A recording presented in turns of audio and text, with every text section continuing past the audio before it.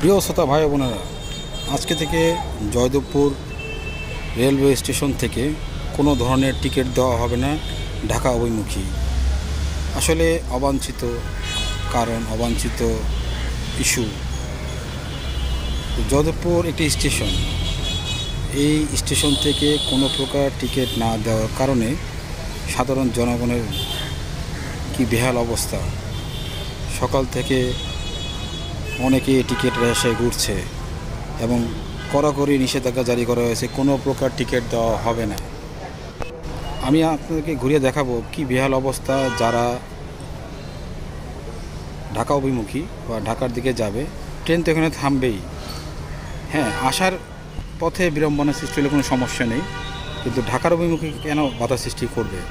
আর এই বাধা সৃষ্টির কারণে সাধারণ জনগণ যারা ট্রেনে যাতায়াত করে থাকে তারা অফিস যেতে পারছে না, কেউ বিভিন্ন কাজে, বিভিন্ন গন্তব্যে যাওয়ার এই মাধ্যমটি হঠাৎ করে অনাকাঙ্ক্ষিতভাবে বন্ধ রাখা হয়েছে। আমি দেখাবো প্ল্যাটফর্মে কিন্তু শত শত লোক দাঁড়িয়ে অপেক্ষা করছে।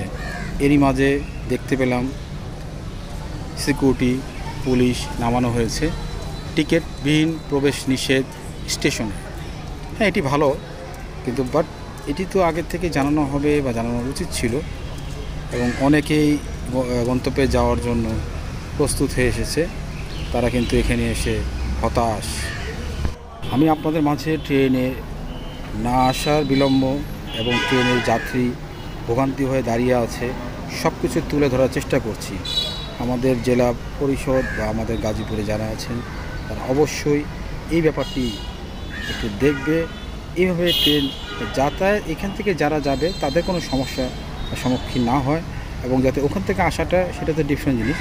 যাওয়ার পথে এই ধরনের বাধা সৃষ্টি করে একটি বড় মাপের স্টেশন, সেই স্টেশন থেকে কেন টিকিট পাবে না? দেখতে পাচ্ছেন এখান থেকেও কিন্তু লিখে দিয়েছে প্রবেশ নিষেধ, মানে স্টেশনের গেটগুলি সবগুলি বন্ধ করে রাখা হয়েছে এবং একটি গেট থেকে শুধু বের হতে পারবে তারা।